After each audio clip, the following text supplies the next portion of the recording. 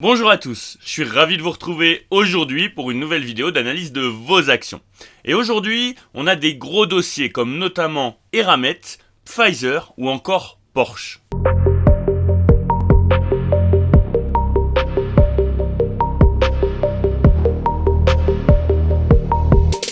Pour rappel, je suis pas conseiller en investissement, ce que je vous montre c'est ma façon d'analyser les actions et mon parcours de petit investisseur particulier.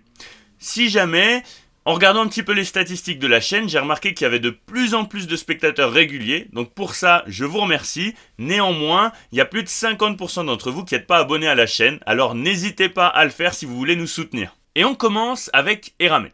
Alors, Eramet, c'est un groupe minier et métallurgique, c'est un acteur clé de l'extraction et de la valorisation de métaux. Le chiffre d'affaires, il se répartit entre le manganèse à 62% environ, le nickel à hauteur de 28,5% et les sables minéralisés à hauteur de 9,5%.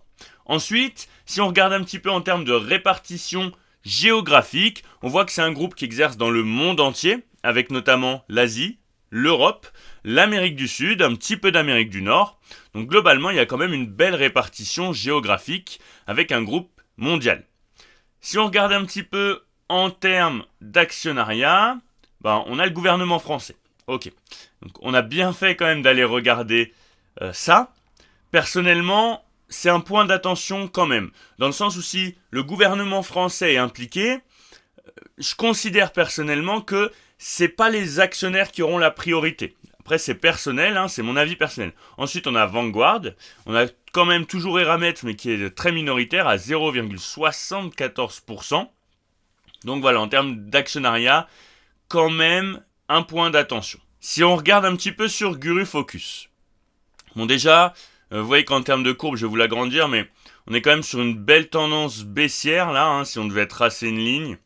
On est quand même sur une belle tendance baissière à long terme, qui date depuis 2022.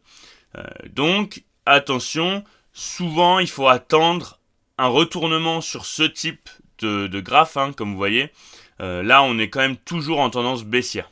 Bon, j'ai quand même été vérifié sur Zone Bourse, mais c'est une tendance baissière qui dure depuis bien plus longtemps que 2022. C'est vrai que sur la GF Value de Guru Focus, j'avais que cette partie-là, mais si on regarde bien, on voit que depuis la crise de 2008, c'est un petit peu la descente aux enfers. On a connu des points plus bas.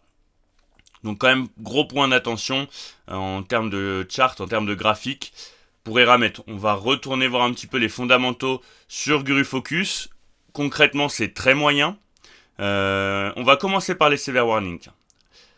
Donc, on a des investissements qui sont pas forcément rentables à l'heure actuelle. Donc, un point d'attention là-dessus. Et on a surtout un score d'Altman qui est dans le rouge. Je vais aller vous montrer ça ici sur la traîne qui est juste là. Vous voyez, le score d'Altman, il est là, si vous regardez ma souris. Et effectivement, on est en train de rentrer dans une phase rouge, dans une phase négative, qui veut globalement dire que l'entreprise a de plus en plus de probabilités de faire faillite. Bon, sachant qu'il y a quand même le gouvernement derrière, mais c'est pas forcément un point positif. Ensuite, en termes de profitabilité, on est sur du 6 sur 10, c'est moyen. Vous savez que personnellement, j'ai tendance à chercher des entreprises qui sont au moins sur du 7 sur 10. Après, on va regarder un petit peu le détail. En termes de marge, c'est plutôt correct globalement. Légèrement supérieur au secteur d'activité, mais c'est pas non plus incroyable. On a un ROE de 9% à peu près, ce qui pourrait paraître faible, mais si on regarde par rapport au secteur d'activité, c'est plutôt correct, donc c'est toujours à nuancer un petit peu. Ensuite, en termes de santé financière, comme vous le voyez, on est sur un 5 sur 10. Personnellement, je jugerais même qu'on serait plutôt sur un 4 sur 10, parce qu'on a quand même des points qui sont très négatifs. Globalement aussi par rapport à l'historique, on est en dessous, donc on est dans une situation un petit peu compliquée en ce moment en termes de santé financière. C'est aussi peut-être lié à l'augmentation des taux d'intérêt. On va aller regarder déjà le cash to debt et le revenu. Donc en termes de cash to debt, c'est pas si catastrophique que ça. On a quand même pas mal de cash, même si c'est un cash qu'on n'arrive pas trop à renflouer. On a un cash qui globalement est en train de stagner. Et une dette qui, pareil, est un petit peu en train de stagner. Elle est quand même sur une tendance baissière, là, une tendance haussière, pardon, là, sur 10-12 ans. Donc, globalement, en termes de cash to debt, c'est pas si terrible que ça. Un revenu qui stagne, donc pareil, c'est un peu moyen. Et ensuite, on a un recouvrement finalement des intérêts qui est un petit peu compliqué, voire même très compliqué. Donc c'est ce que je vous disais juste avant. Donc ça, c'est quand même un point négatif. Ça veut dire que l'entreprise, elle a des difficultés à couvrir les intérêts de la dette qu'elle doit encore payer. Donc ça, c'est quand même une situation déjà un petit peu compliquée en termes de santé financière. Donc globalement, pour moi, on est sur un point négatif en termes de santé financière. Ensuite, en termes de growth rank, on est sur un 5 sur 10, ce qui est très concrètement pas terrible. En termes de dividendes, on va aller voir ça, mais on a pas mal de verts. Donc on est sur un dividende qui est payé annuellement, donc une fois par mois. Et concrètement, c'est un dividende qui est pas terrible, qui est coupé, qui est diminué, qui est réaugmenté, etc. Donc aujourd'hui, on est sur du 5,6%, mais très concrètement, c'est pas du tout un point positif. On voit que c'est une entreprise qui bricole un petit peu avec ce qu'elle a sur le moment. Pour moi, à long terme, c'est pas forcément viable. En termes de payout ratio, on est sur du 40%. Au vu des difficultés que pourrait avoir l'entreprise, personnellement, j'aurais préféré être autour des 30%. Ce qui aurait quand même signifié que l'entreprise, elle est capable de maintenir ce dividende-là. Là, actuellement, il y a pas mal d'incertitudes quand même au niveau des ramètres. On va retourner sur GuruFocus. Donc, vous l'avez vu, la GF Value, effectivement, on considère qu'on est sous-évalué, mais ça ne veut pas du tout dire qu'on ne pourrait pas aller chercher plus bas, voire même en dessous de la courbe de la GF Value, sur des trends plus basses qui n'existent pas. Vous voyez, on l'a déjà fait en 2020. Donc c'est pas du tout impossible. Personnellement, grosse tendance baissière actuellement. C'est pas un dossier sur lequel j'investirais parce que je considère qu'en termes de fondamentaux, il n'y a pas d'indicateur particulier qui nous montre que ça va aller mieux finalement. Ensuite, on a Porsche. Alors Porsche, ça a été, si je vous dis pas de bêtises, introduit en bourse récemment, donc en 2022, voilà, septembre 2022. On a un graphe qui est assez révélateur, forcément. On a eu une introduction en bourse, le marché a bien réagi. On a eu un petit peu la crise automobile là récemment. On a redescendu. Là, il y a dû y avoir des good news. On ira voir ça après parce qu'on a une belle remontée quand même en weekly.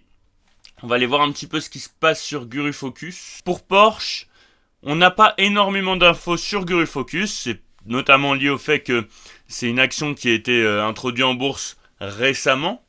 Donc on ne peut pas se fier trop aux notations. En revanche, on va se fier aux données réelles qui sont correctes.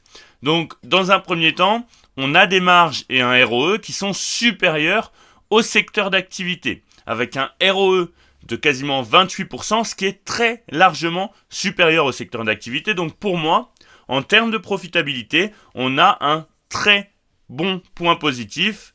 En termes de santé financière, on a aussi un point positif, avec un cash to debt qui est très intéressant, on va aller voir ça. Comme vous le voyez, on a plus de cash que de dette, le cash en vert, la dette en rouge. Donc c'est très intéressant, c'est-à-dire qu'en période de crise, c'est une entreprise qui arrivera à faire la différence. Ensuite, en termes de revenus, on voit qu'on est en croissance, donc c'est aussi un point positif.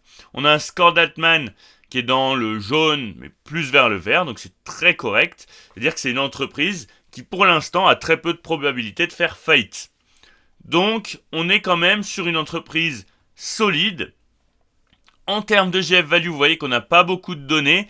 Néanmoins, on peut suggérer que la GF Value considère qu'on est quand même plutôt dans le rouge que dans le vert, vous savez, sur les graphiques habituels.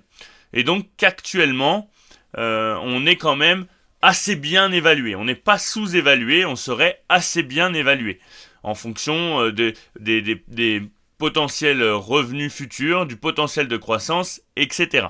Bon, vous avez bien vu, la difficulté qu'on a rencontrée, c'est que sur GuruFocus, on n'avait pas beaucoup de données. Si on regarde un petit peu en termes de PER, vous voyez qu'on est sur du 14,2.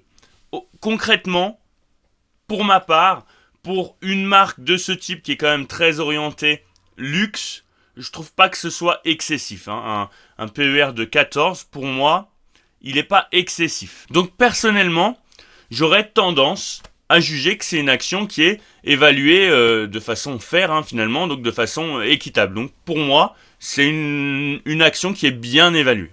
Ensuite, on a Pfizer, le premier groupe pharmaceutique mondial, donc concrètement c'est un leader. Déjà il y a un point positif ici pour moi. On ira regarder un petit peu plus en détail le business juste après. Mais vous voyez quand même qu'on a une belle croissance depuis les années 70 et depuis les années 2000, on a du mal un petit peu à se trouver avec une grosse tendance baissière pendant 10 ans, entre 2000 et 2008, et ensuite une tendance haussière jusqu'à récemment, contre-coup notamment du Covid et certaines annonces de Pfizer qui n'ont pas du tout plu au marché. Et donc on a là aussi une tendance baissière avec une baisse de plus de 50% par rapport à la valeur la plus haute, aux alentours des $60. On va aller voir ça sur Guru Focus, PFE, Pfizer, on y est. 27,56$, je regarde quand même si on est... Ok, on y est.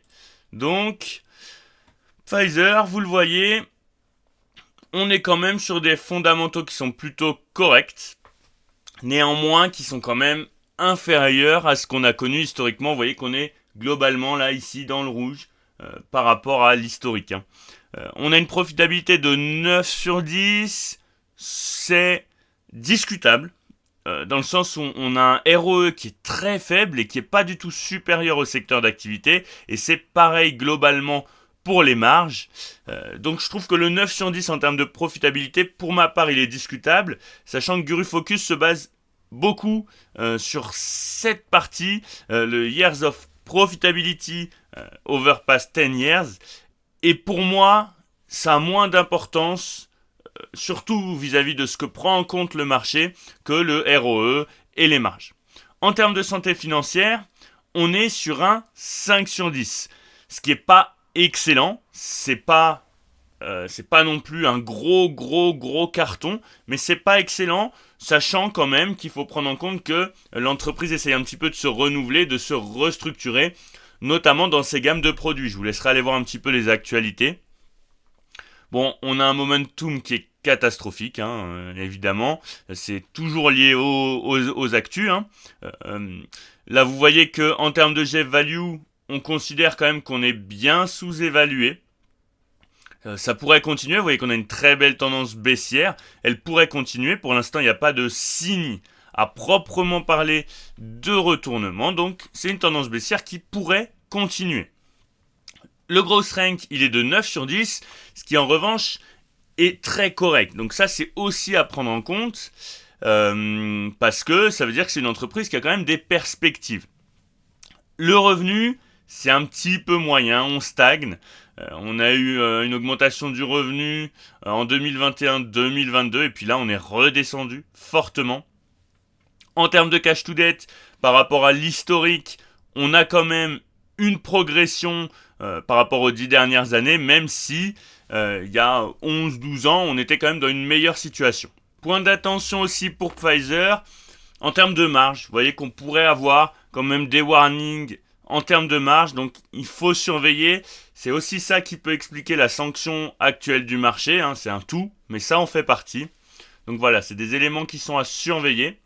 Globalement, Pfizer, ça reste une très belle entreprise. C'est vrai que les annonces là qui ont été faites finalement sur l'évolution des gammes, l'évolution des produits, le fait de quitter certains produits, finalement, le fait de renoncer à certains produits, le marché a réagi de façon négative, ce qui est plutôt logique.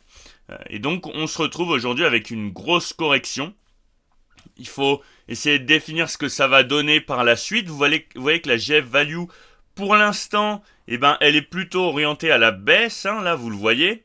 Je vais vous la mettre en grand écran, mais globalement, là, on est plutôt sur une tendance baissière de la GF Value, avec une potentielle reprise pour le futur, mais ça ne veut pas dire grand-chose. Et donc, il faut que Pfizer arrive à convaincre avec des résultats positifs qui seront liés à cette nouvelle stratégie. Et à ce moment-là, effectivement, on pourrait avoir un retournement. Mais pour l'instant, c'est pas le cas. N'hésitez pas à liker, à commenter et à vous abonner. C'est ça qui fait fonctionner la chaîne.